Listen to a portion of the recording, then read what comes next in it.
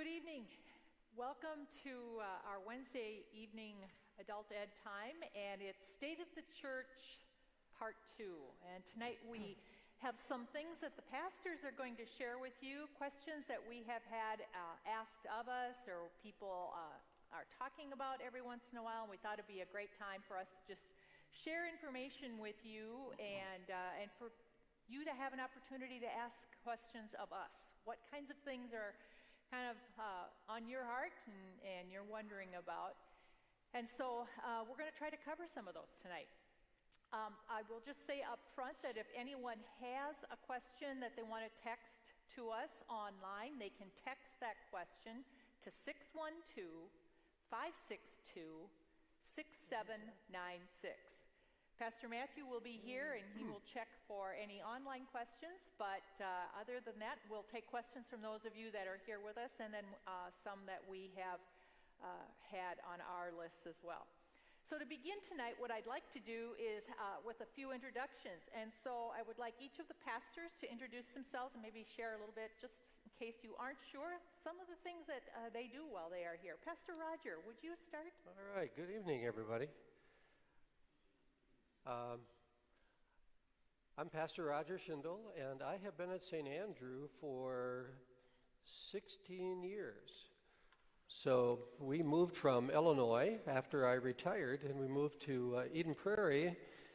Because my in-laws helped start St. Andrew, we've always kind of watched it grow and change and worship here or in other locations, early on in its life. And so when we did come, I had the opportunity of doing some Visitation Ministry. So that's one of the things I do, and that has changed a little bit, especially last year with the COVID and not being able to see people in person, not being able to get into nursing homes. So it made a big difference. But anyway, that's one of the things I do, and participate in sharing and leading our senior group that we call Prime Timers. So, and trying to do little things here and there that the church needs me to do. And I'm delighted that I can still be a part of our congregation and ministry in some way. It's kind of in my soul, and it's hard to give it up. Thank you. Pastor Peter. Yeah, good evening. I'm Pastor Peter Johnson. I've been at St. Andrew for half the amount of time that Roger has been, but 8 good years here at St. Andrew. And I have a wife, Michelle, and three boys as well that are now post-college and college and high school. I serve in the areas, title-wise at least, of service and small groups. So help us how we connect to each other face-to-face or in relationships together, but also how we connect externally with partners in our city, state, country, and world, and how we work with those partners to serve God and the neighbor. I help with the Benevolence Committee and the Endowment Committee, which also has some internal and external facing gifting possibilities for organizations. More recently, I've been helping with children's, youth, and family as well, and so it's been really fun for me to work with the age group of our 6th, 7th, 8th, and 9th, 10th graders in our high school confirmation too. We have about 225 6th, 7th, and 8th graders in confirmation and families. It's really fun, lots of energy. So we're in the middle of that day on Wednesday. One of our small group leaders is sitting in the front row here, and we have another session coming up here at 7 for another 45 of the kids. So it's just great to be here. Great, thank you. I'm Gail Bach. I am pastor of Stewardship and Evangelism here at St. Andrew. I joined St. Andrew with my husband in 1982, so I've been a part of St. Andrew a long time.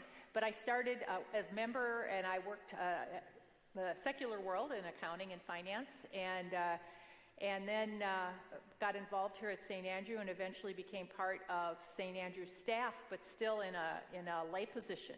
And then while working that lay position, I started going to seminary and felt called to be a part of ordained ministry. And so since then, I was called here. I am working in the areas, many of the areas I started in when I came on staff here, which is a lot of the business side of St. Andrew, but I continue to do that, and stewardship and evangelism as well. I also work with our early learning program, have done some work with our camping ministry, and some adult education too. So it's been fun. It's a great variety. Pastor Matthew. Yeah, thanks. I'm Matthew Fleming. My title is Pastor of Teaching and Young Adults. So I do some teaching of Bible classes and Bible studies, as well as shepherding some awesome young adult innovators who are doing some great work, gathering young people in our congregation. And then the other area of my responsibility is directing Church Anew, which has grown pretty tremendously over the past year and a half. So really excited to be leading that area of ministry here at St. Andrew, and glad to be here. I've been here for 7 years, and I'm married to Hannah, who is a music teacher, and we have 2 kids, Alma and Dorothy, who are 7 and 5. Yeah. Great. And Pastor Lilliard. I am Pastor Lilliard. I leak about my life all the time. So if you don't attend church here or you never listen, you don't know all the vitals about me. However, I will start with the important part of my life. I'm married to my wife, Joy, for 26 years. 2 kids at St. Olaf, a junior and a sophomore, and an 11th grader at Eden Prairie. In March, it will be my completion of my 10th year. So that's, 10 years. My role. Senior pastor means I get to work with these fine people and try to work out all that we need to work out, put out some fires, start some others. The big place here in the camp, try to make sure that we're on the right path, whatever that is, considering life, COVID, other things. I never know when I walk into this building what I'm going to do because a lot of the things that I do weren't on my calendar, but love what I do, feel called here and get to work with these people and the fine staff, and I do a bit of everything. This morning I sat at the desk for a little while and I got to meet so many people. I don't answer the phone because when I transfer people, they end up at the Methodist church because I don't know how to do it. So it's not, I'm helpful and friendly, but I do no work there. But that's where I was a little bit today. All right. So the process here, we're going to start out with a couple questions we have here, and then if you have questions, whether it's online or anybody that is here with us this afternoon, raise your hand, and Pastor Peter has a handheld mic, and we will bring that out to you so that everyone can hear your question, and we can repeat it and then try to answer it for you. So what we'd like to do, first of all, is kind of talk about the thing that has been out there for a long time, and that is the pandemic and how it has changed or how it has impacted or will forever now impact church, and especially how it will impact St. Andrew in the way we do our ministries. And so I'm going to open it up. Maybe I'll start with you, Pastor Peter. Would you like to share a little bit about how that has impacted your ministries? Thanks, Pastor Gail. The pandemic, is the big elephant. The other 2 elephants in the room, perhaps, about how it shaped and reshaped our time. Connecting with other faithful people is such a key thing for Christians. It's a personal thing for me. It is a personal thing for all of us to be in Christian community together. And when we encountered that 18 months in my area of small groups, and still, of course, do have these realities around us, we withdrew from those relationships of support, encouragement, partnership, accompaniment, prayer, and all those things. And so that was one of the biggest challenges. Like, well, what do you do now if we can't be together and do those things? Someone said a while ago in the midst of the pandemic, had it been 10 years ago, we would not have had the technology available to us in the same way that it is now, or how it quickly developed, the Zoom technology and so forth that we quickly put into place and learned how to use, and truly do still do a lot of hybrid things as well. But that was the big wrestle, the yearning and desire for people to still be in community, but also do so safely. And then sort of the feelings inside that there are people who are isolated, there are people who are lonely, there are people who are in need, was really hard for, and to some extent still are, those isolated people. So, I mean, deeply impacted in areas, small groups. How about you, Pastor Matthew? Yeah, I would say really similar things. I think the way that we learned and were community together were greatly changed.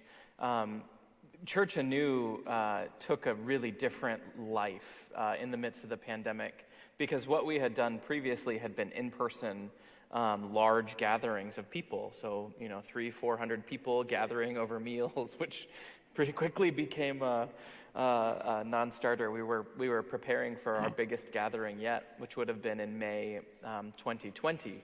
And I remember in our initial conversations, we said, "Oh, we'll be through this. Let's reschedule it for August. I'm sure by August we'll be fine."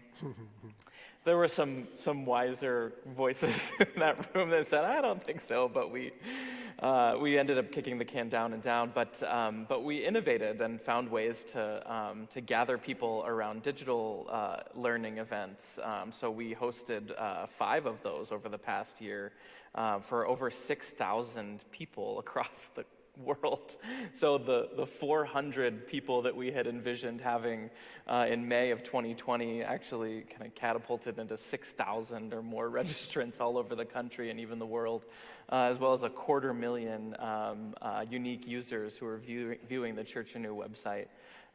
So it really has been kind of a monumental shift of what impact is this having, and kind of keeping up with it. It's felt really Spirit-led, and trying to keep up with it as much as kind of lead it. So, but it's been a lot of fun, but a challenge in a lot of ways too. So, How about you, Pastor Lilliard? Is there a time limit on this? No? Yeah. So I was jotting down, germane to the question, I had been a senior pastor for 20 years in 2 different places before the pandemic. And to lead a church in normalcy, it didn't become pedestrian, but I kind of figured out how to do it. The last 2 years has been the most energizing, yet the most fatiguing 2 years of my ministry, because this place, frankly, right when the pandemic happened, we were pretty much about as healthy as we could possibly be. Our numbers were, our attendance in 9 years had essentially doubled. And we weren't living off a line of credit. Pastor Gail can verify all these things with numbers because she smiles when we think about it. And all of a sudden the pandemic came, and by the way, thanks to the communication staff and all those, we had to learn how to live stream in 2 weeks. 2 weeks. 2 weeks. We had never done it. We had talked about it. But we also, and the staff will nod, they were kept around 2 weeks longer than a lot of other places, because the marching order was, we've done this in person, we have to figure out how to do a virtual, and we had done a virtual nothing. So thanks to the staff, but camp was shut down, early learning was shut down, we were paying people even though we had no revenue coming in from said things. So you lose hundreds of thousands of dollars like that. And then all of a sudden, you're doing really well, and then you're not doing well. However, the good thing about it is that the staff, I think, did a remarkable job. We tried to stay open virtually, and we sojourned all the way through it. But seminary really didn't train any of us for the job we had pre-pandemic. They didn't have a pandemic course for pastors because they didn't teach us how to run the totality of the church to begin with. So we made it up, and it was both energizing and really not good at the same time. Pastor Roger, how has this made a difference in your ministries? One of the things that I did, that all of you did as well, is worshiped online. And so appreciative that we had staff available that could figure this out and get it done so quickly. There are a lot of congregations, number one, don't have that kind of staff, don't have that expertise, and they're still struggling, trying to figure out how do they do worship with this pandemic continuing to go on. And so I think we've done a phenomenal job in dealing with that. The only thing that I would say about it is that, and my wife is immunocompromised, so we've been especially careful and not always in worship because of that, and but so appreciative that we can still worship. But I have to say, it's not like being here. You lose that whole sense of community. The Pastor Lillard was saying, with his leadership, the congregation really turned a corner, and we were at a point where you could just feel kind of the energy any Sunday morning, this enthusiasm, the sense of church and spirit, and all of a sudden everything stopped, and we lost that. And we have a lot of congregations that are still really struggling. For me, in terms of what I do here in ministry, that all stopped. Retirement communities, everything was shut down. You couldn't get into any building, period. And so we have a wonderful database, and I simply started telephoning people. And I tried to telephone everybody that was kind of in our area of seniors. And but the good that came out of that is I learned all kinds of things that were going on in people's families. Sometimes a conversation, the first time I'd call, might last 10 minutes. But the next time I'd call, it might be 30 minutes. And then occasionally I had to say, well, I think I got to make another call because this could go on for 45 minutes. You could tell people were feeling like we were feeling alone.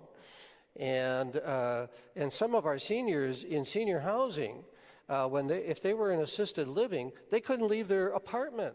They were bringing the food to their apartment. Even their family couldn't see them. So this has had a tremendous effect. But I can say in terms of my ministry, like yesterday, my calling schedule was light. So I came home about 2 o'clock in the afternoon, and I started telephoning, and I probably called 8 people and had some great conversation with people just to check in on how they're doing. So that is something that I see is really important, and I will keep doing that. So I think the pandemic kind of forced me into this, but I see there's real value in it. It allows me to connect with people I wouldn't necessarily see or be able to connect with, and that's been good. I think one thing I would add to all that you've heard is we expected it would be we worried about our offerings. I mean, I just be honest, we weren't sure how we were going to be able to support ourselves because people wouldn't be in church. But what was incredible was the way people remained faithful in their giving. Our online giving would run somewhere in that $30,000 or so a month. It has more than doubled. We get the smallest amount of offerings on Sunday mornings, and almost all of the rest of our offerings come in the mail. It's incredible, the mail, and people didn't forget about us. I think that's the point. They knew how important that was, and so we're just very grateful that people did not forget about us, and have turned to just different ways of sending us their offerings. The harder part was our early learning. You heard that they had shut down, but then they had to start back up in many ways. They were considered essential. And we had staff who was very faithful to the work they did. It was smaller. I mean, we came back about half for a long time. It is just about full in our child care again, which is a great thing. Our preschool is still only about half. People are hesitant in coming back. I don't know how long that will last. We have other challenges, certainly through the schools that are going on to to compromise that a little bit too. But that was probably one of the things that we were also very concerned about, is how that child care program, because we depend on that program to provide a lot of our support. But it has gone well, and we've had we had in the entire 18 months, we had one instance where we had to quarantine one classroom for 10 days. Licensing and DHS were pretty impressed. They said, you guys are doing something right, because that's not the case in many, many more places. So now I'd like to take a little bit of a turn on some of the questions that we've been asking or want to talk about, and talk about the bigger church. You know, there's St. Andrew, and then there's the bigger church. And we regularly hear news, people talking, you hear the pastors talking a little bit about how the church is shrinking. Pastor Lilliard, what do you think are some of the challenges, or what's behind this shrinking organized church that is going on? Well, let me tell you. So a really smart person at a Luther seminary named Dwight, his last name is hard to pronounce. Before the pandemic, I think if you remember his sermon, I highlighted that he believes in the year 2040, there'll be 60,000 ELCA people worshiping in the entire nation. And now there are 1.8 million or around that. And so even before the pandemic, organized religion's not doing well. And so before the pandemic, church leaders were saying, we're going to hit an iceberg. And so in some ways, it's the perfect storm. If you saw the movie with George Clooney, everything is just kind of brewing. At the same time, all of us here, myself, I can speak for myself, is that I love challenges as well as I believe in the church. I've lived in the church, I've worked for the church my entire life, and I believe that even if people in the same numbers don't believe in the church needs to be in society, in people's lives. And part of my thought is my father was a small town preacher with farmers. And they would always talk about, you run a sound business. You don't borrow too much. You don't spend too much. You don't take all your money and buy all this great equipment, because at some point the crop prices will go down, and at some point you're going to have bad crop years. That's also in the Bible. And so actually Church Anew, St. Andrew University, which was the name before, was our way to diversify, because I really believe, and they agree with me, that going into this, the more diversified we are, that if we're a teaching place, if places look to us as how do we get better, and we have a camp, and we have early learning, and we have a teaching university, and we have a strong church, when the wind comes and the rain falls down. So I know what's been going on because I've seen trends. We've bucked the trends. And by the grace of God and some hard work and great people that we have here, we're going to buck the next trend. Because I just believe that people still need the church. They need the gospel. And if we are strong and we aren't overly committed and we don't build too much and we don't owe too much, we're going to exist. And I dare even say, thrive. So it keeps me up at night. But I still think we can do it.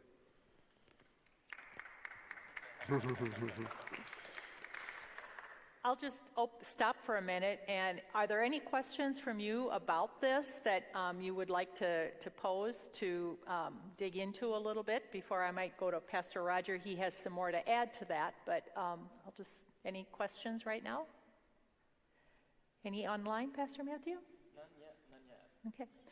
Pastor Roger, you had come with a little bit of information that you wanted to share as well. I did a little research, and first about our synod, the Minneapolis Synod. I was curious, and I went through the ELCA, and they're great at keeping statistics, right? Maybe that's why we're struggling. Maybe we focus on too much of that and not enough of being the church. But it reported that in our Minneapolis Synod, we've got about 25 congregations that are growing, 25 that are kind of stable, and the rest are all declining. And so that is a real challenge. And that was a statistic before the pandemic. So the pandemic did not help that. And I'm not sure how some of those congregations are going to recover. And within the Minneapolis Synod, there are 65,000 households below the poverty level. So the church isn't just a place of spirituality. We have become a harbor for people. People turn to the church for help, right? And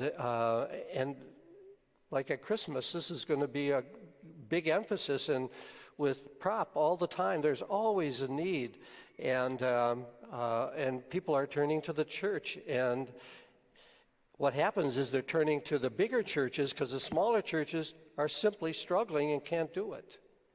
But the need is obvious, and it's growing in our synod. And the question was, why? Why is this happening?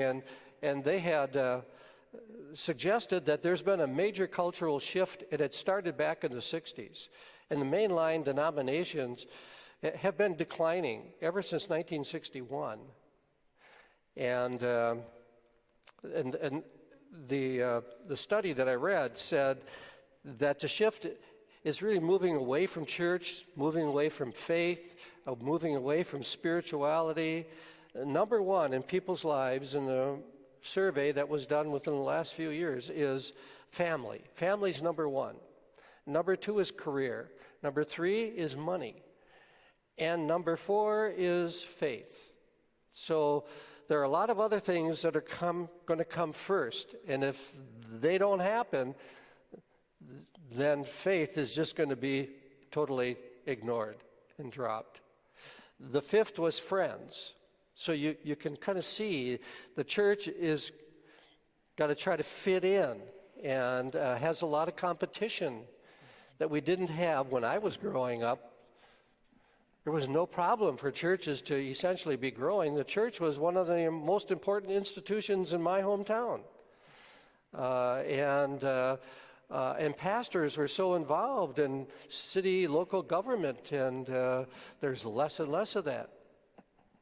Anyway, it was rather alarming, as well as to read that so many pastors after the first 5 years in the ministry are dropping out. They're burning out. They just can't handle the stress that Pastor Lilliard's talking about of being the church today. It takes a lot of energy, a lot of creativity. You can't do it the way it's been done. And as I think about the emphasis we've put on family, well, that was number one, wasn't it? So the fact that we can do that means that we have a hook to bring people in and to nurture family, and then along with that, be able to really proclaim gospel as well and show the relevance of that. So I applaud our staff for doing that. Great, thank you. Paul, you have a question. Either maybe Pastor Peter can help you with that. Pastor Roger, you said 25 good, 25 fair. How many congregations are struggling? You said there are 25 good congregations, 25 fair.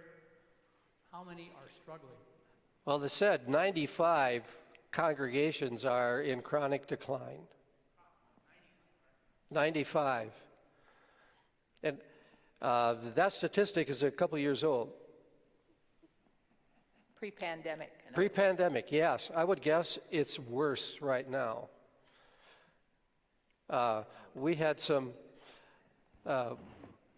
we made a move into an apartment senior complex at the end of September, and I've met some new people, and some happen to be Lutheran, and they're inquiring about where do you go to church? So I've been able to tell them about St. Andrew, but some of these people have come from very small congregations, and one of them said they were in the state of Maryland, and their Lutheran congregation was down to like 20 people on a Sunday morning.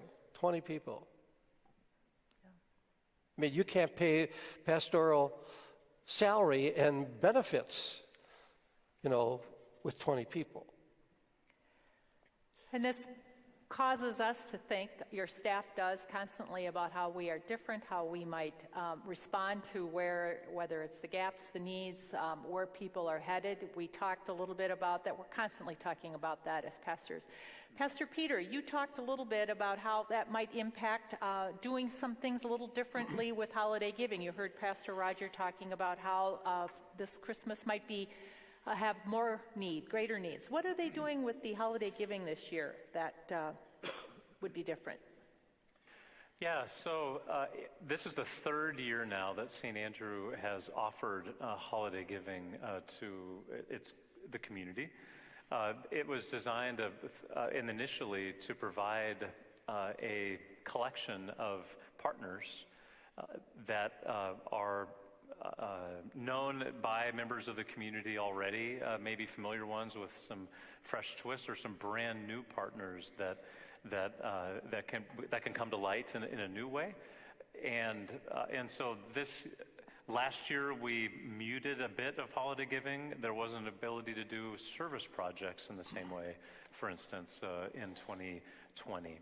But we do have the return of some simple service projects as well that have social distancing and smaller groups of people, some masking and testing and vaccination requirements, in particular at Zion Baptist Church, that I wanted to talk specifically about.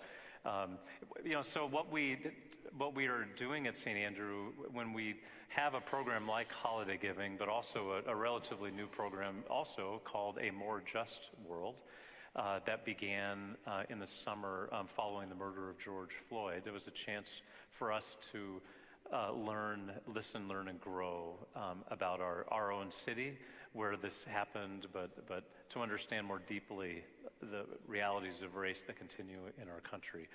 In Zion Baptist Church is a black congregation in North Minneapolis, a Baptist church as well, that has been, for decades, been a leading congregation.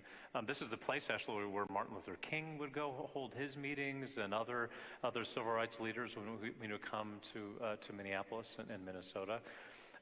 And so it's a real heartfelt desire for us to continue this topic of race relations and understanding and serving more concretely with Zion Baptist Church. And so they are offering for their neighborhood a Christmas gift program, a way for us to help in the distribution of gifts in their neighborhood, as well as a way to contribute to the purchasing of books for neighborhood kids, and all in all, to continue a relationship with a dynamic congregation in North Minneapolis, where sometimes we just personally, but also as a church, we are most comfortable living in our own community and having our own friends. But I think we're called, through a more just world, but as Christians, to be engaged in our world where there are deep hurts and longings. And so holiday giving it takes that different shape now with this kind of project that is not an isolated one-off project, but I'm bound and determined for us at St. Andrew to consider this to be a new identity for us. That it's not just something that we do and feel good about, pat ourselves on the back when January comes and be done. Actually, it's about relationship. That's all that we're really talking about here is relationship with people and circumstances that are needing of our attention, calling, yearning for our attention, and finding ways through programs like holiday giving to, as we say in our mission statement for 7 years now, live out our faith in daily life in effective ways. So that's a new development within holiday giving. Yeah, thank you. We think about, so there's Christmas, but then there's beyond. Pastor Matthew, as you think about the work that you're doing with Church Anew or perhaps with young adult ministry, where do you see us moving to, shaping, being changed as we go forward to be that great new ministry in the world? Yeah. Like I said earlier, a little bit about Church Anew. The navigating of the change of what we've become has been really life-giving for me personally. It's been really fun to watch the way that people are gathering the word about this ministry, and then because of this church, how pieces get shared virally all throughout social media, on the internet. But more importantly, I think really the core of what we're leaning into now is helping congregations navigate the challenges that we're seeing. In fact, next week, we're bringing together 10 clergy from just our local Minneapolis area to really brainstorm and think carefully about what are the things that we're seeing on the ground. What are the challenges that we're facing? What are the things that we're doing that are working? What have we tried that's failed? What does the church need more broadly? Church Anew has really been a grassroots effort of helping congregations, helping congregational leaders and people of faith navigate these challenges. So I'm excited to see what ideas come from that group. But ultimately, the hope is that then Church Anew is kind of a movement of culture creating then, of saying, we're not getting these answers from a higher church. Some folks kind of think, oh, you must get orders from up on high that tell you what you need to do. I mean, I grew up not Lutheran. Many of you know this. I didn't grow up Lutheran, so I didn't grow up in a tradition that had any of that. But the Lutheran, the LCA tradition, also doesn't have any of that, really. It's a ground-up sort of church. We are a ground-up, congregational-style church. So we're gathering leaders to really think carefully about how to share the wisdom and impact change more broadly. Because as we see challenges on congregational levels, those challenges are exponentially greater on the synodical and the church-wide and the institutional seminary levels as well.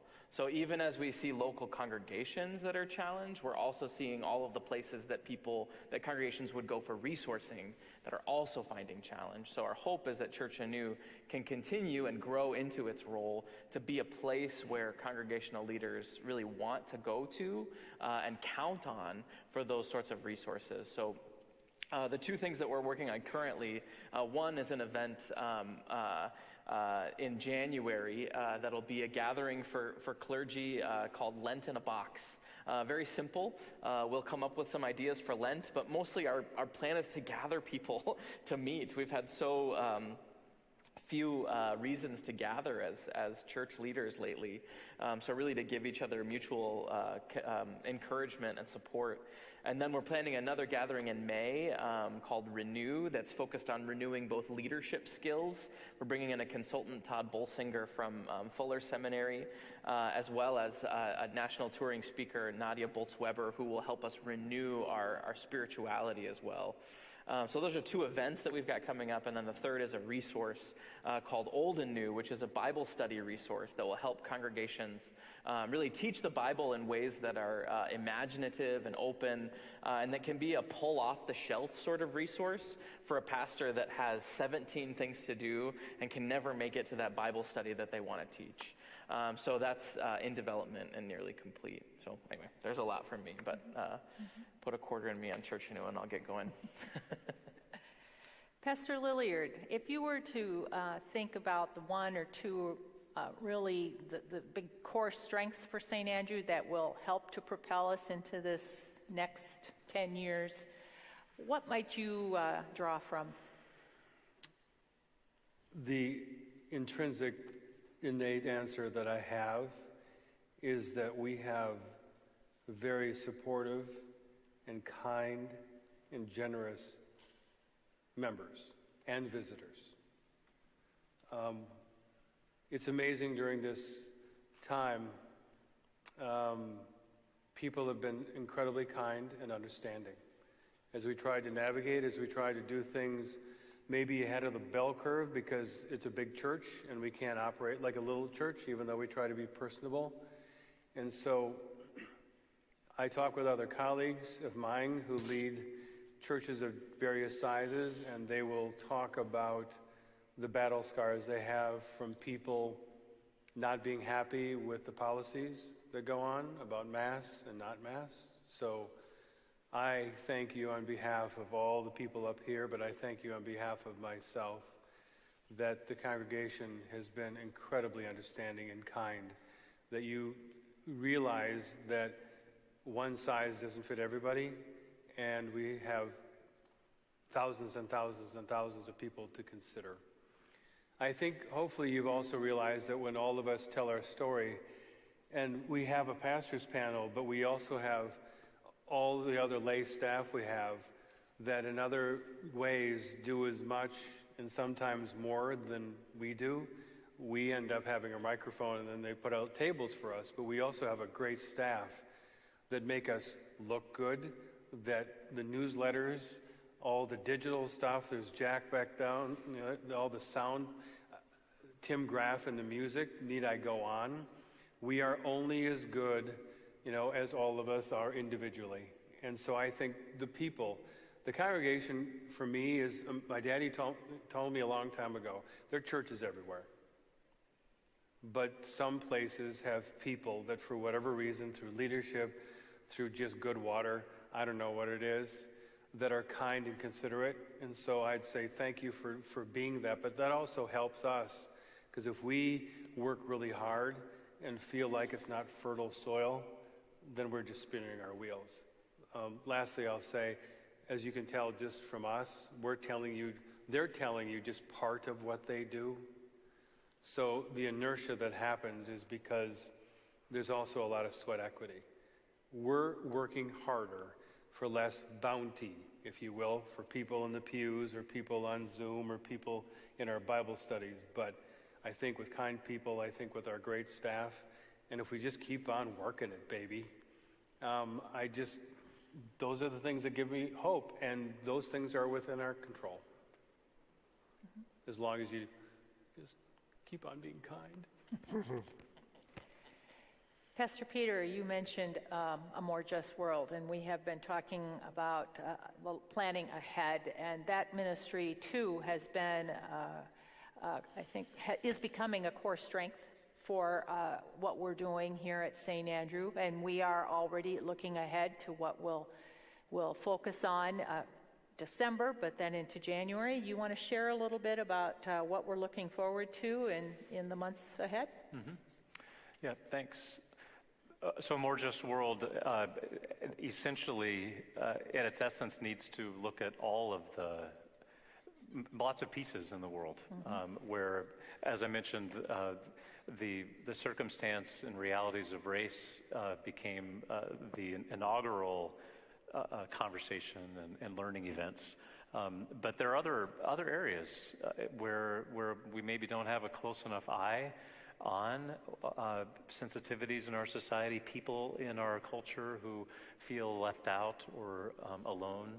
An event a couple weeks ago was hosted by many of us here, a really important one for us on the LGBTQ community and what that means for the church in general, capital C, and for St. Andrew in particular. That's viewable online as well. Very thoughtful contributions from members of our community who we love and who spoke authentically.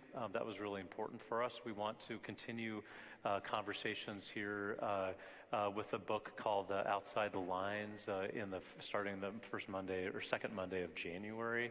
I have copies of the book in the office. Don't have the ability to sign up just yet, but they're in my office. But a chance to come together in some small groups to learn about what it means to be a community of full welcome, especially with respect to our friends and neighbors and members who need to be welcomed fully and completely. But even more recently to that than January, we have invited a friend of the congregation, Crystal Queen, to come back and share with us more about what it means to be a single mom living during a pandemic and struggling with employment and poverty or other concerns. That's the second Wednesday of December when Crystal will be joining us to talk more about quiet burden that's being faced by many in our culture. And then we've also more recently, Gail and I, in good partnership, it's great to work with Gail on this process, is to talk about the realities of anxiety and strain in our culture today that exists, that affects individuals and their mental health, that affects relationships and marriages, and that growing need in our culture to see counselors and to be whole is an emerging reality here, kind of brought on by the pandemic, for sure, or accelerated or exacerbated by the circumstances. But we would like to have a project to talk about what it means to be living with anxieties in those ways. So along with keeping up with all the other topics too. I just think it's a real dynamic way that we can continue to grow and learn about ourselves and the world in which we live. I'll just stop for a minute and ask if there are any questions. Okay. Mary, you were up first. Pardon? I just want to thank each one of you for your creativity, just all the things you've done these last 20 months that have renewed and lifted my spirit. So my question to you is, how do you renew your spirit in such a time of challenge, and what can each of us as members of the congregation do to support you?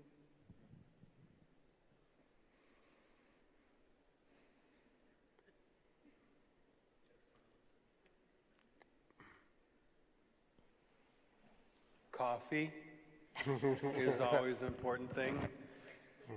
Rice pudding that you make so well. I'll go on record, Chocolate and chip now cookies. it's videotaped.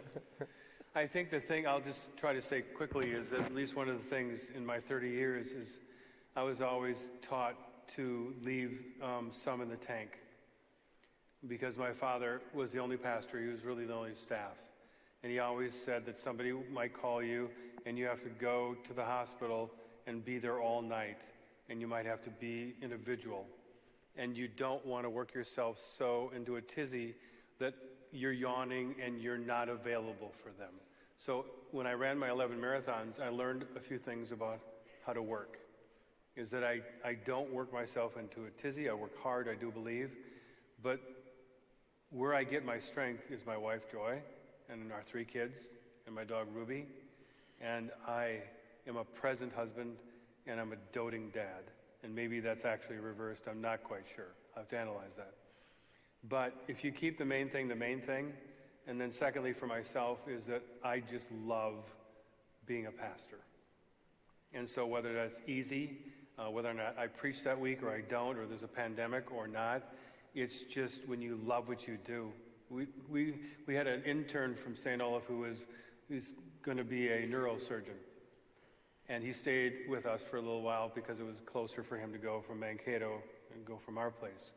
He woke up at 4:30 in the morning every morning, and he got home at 9:30 or 10 o'clock at night, sometimes later. We told our kids from college his schedule to mock them and their schedule because they were tired. And we asked him one day at supper, why do you do this and why are you still energized? He said, because it's what God created me to do. And so I think when you do what you love, but you got to keep the main thing. For me, it's my family and the love that comes from them, and maybe have a round of golf with a few friends, and that's all I got, baby. And your rice pudding. Let's just put that out there. I won't speak for, but I will observe all of the pastors here, and I think for all of us, family is probably going to be a recurring answer. 2 little girls and 3 young boys and grandchildren, and my grandchildren, myself. That's what it's all about. Is the families that that love us, care for us, and that we love and care for. That gives us life. I'll add a really excellent therapist and sourdough bread. That's all I got. There you go. That's all I got. Yeast bread is pretty good too, actually. Not And as that's good as been sourdough. And we'll compete next week here, won't we, There Pastor we go. Matthew? We will Little- indeed. A little- preview. Little plug yeah. on our See the bake-off. battle next week. Our bake-off next week.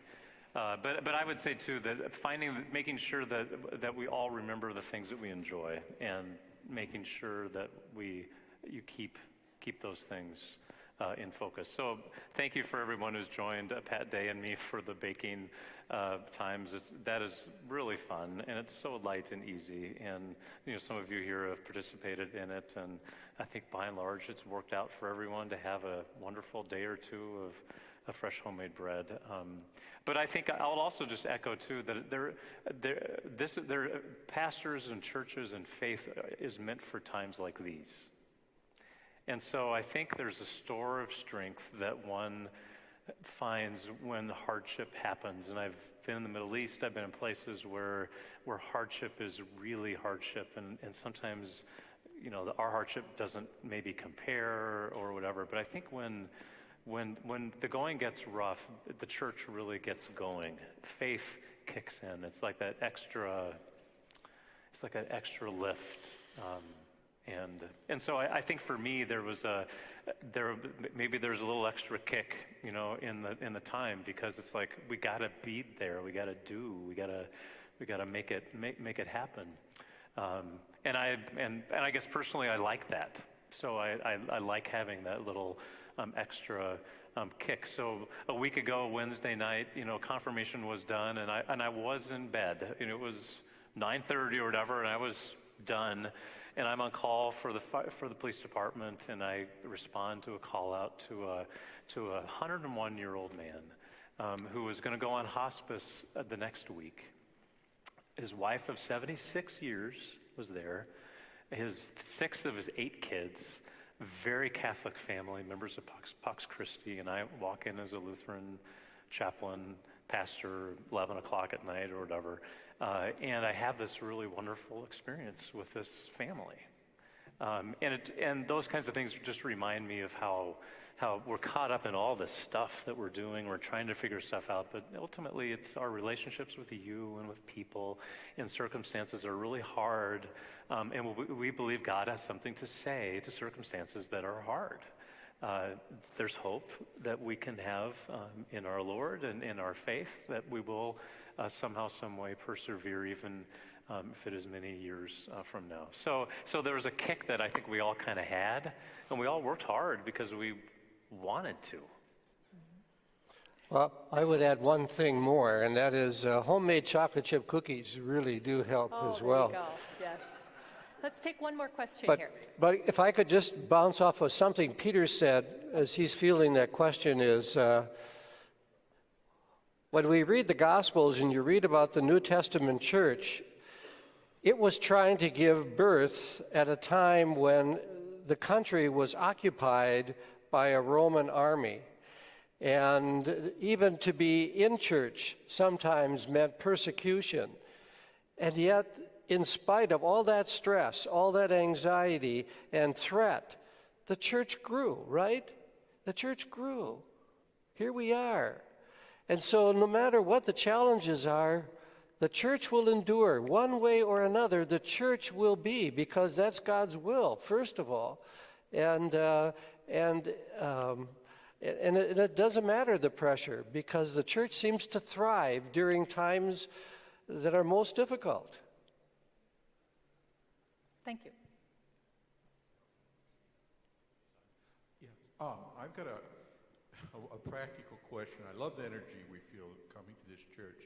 But 2017, we were in Wittenberg, Germany, at Martin Luther's home church, and we were talking to council members there. And one of the questions that came up with the council was, what is membership like? And one of the women council members said, fewer than 10% of the people in Wittenberg identify as Protestant, a few more percent identify as Lutheran. And the next question, and then she responded by saying, our concern is just bricks and mortar. We want to keep our building here. We want to have enough money just to keep our building here. She said, I know the church will come back, but we need this symbol, we need this building. And that's what we focus on. So my question is, based on Pastor Dave, one of the things you said about declining membership, do we have a plan for the future, worst case scenario? Are we doing some sort of financial planning so we can keep this physical symbol, this bricks and mortar symbol, going if things get as bad as they could possibly get? I don't want to be negative because there's a lot of nice positive energy here, but do we have some sort of long-term financial plan where we have money, where we're planning to put the finances aside to keep the church going as a symbol? What I'll say is this: we have a finance team that I work with on a very regular basis. And right now, St. Andrew is in a good place, and we have reserves. I expect we will have significant reserves at the end of the year, and they are overseeing those reserves and how we will manage them so they are used to make sure that this place is here for a long time. And I would say, it's going to take good stewardship on the part of the congregation as well to continue to support. And they do. All of you do. You have done a fabulous job. But part of it is thanks in some ways to this pandemic. We received 2 PPP loans. And most of those PPP loans were able to be set aside for reserves for the longer term, and for which we're very grateful. We used some, but a small portion of them. So this financial team, and it's a group of people, you heard some of them last week that they talked about. They're the ones that are helping counsel the council on how we make sure we are managing those resources in a way that takes us well into the future. Something I'll say very quickly. I can feel the eyes of the choir staring at me, and we want them to keep on singing. Even back when I was mentored by the people I chose to be mentored by, before the pandemic, before any of this, there are 2 different ministry models. One is called maintenance, and the other is called missional. And when you unpack it, there are churches that say we want to keep the lights on, we want to, and you're never bold. Martin Luther talked about sin boldly. That doesn't mean you sin and you're glad about it, but you're honest about it. I think part of what you do is you also get a running start. And that's why now we went back to worship a little sooner. That's why we're having some small groups, because that inertia, if you stay static too long, you never make it up that hill. But we also don't want to put $2 million in the bank, if we could, and not do ministry, because the only way you grow is when other churches or other places aren't as vibrant and people hear about this place, or if they come in, and I'm not a shameless plug, but they hear the music, they feel the energy of this place, and in order to have all that, you need to use capital, and we need staff. We just hired our 3rd Sarah in a row. Sarah. And we are not reckless. We are actually filling some positions, but also there are places that are cutting staff. The time to actually make a move, if you're going to follow NASCAR, is the time to make a move. When is it too soon or is it too late? Are we going to draft? No, we're not. We're going to be the leads. And so missional and maintenance. And so we are intentional. Please know that everyone who's on the finance committee, some of the tightest drums you'd ever have in your life. And if they say yes, I've said yes a long time ago. And so they keep really good track of the money, but also they understand in order to run a business, in order to run your household, when you tell your kids, dream big. Should I pick this major because I think I can get an A in it, or should I do this class because I think it's hard? And so we are really blessed, but I think it's also because we have inertia, but we also don't want to just save money and have it in that rainy day fund, because we need to keep everything humming. So we have harmony. Good question, though. So Choir's with that, looking angry. our time is up. We want to thank you for coming, and for those who have joined us online as well. And this was fun. Thank you for letting us do it, and maybe we'll do it again sometime. Take care. God bless.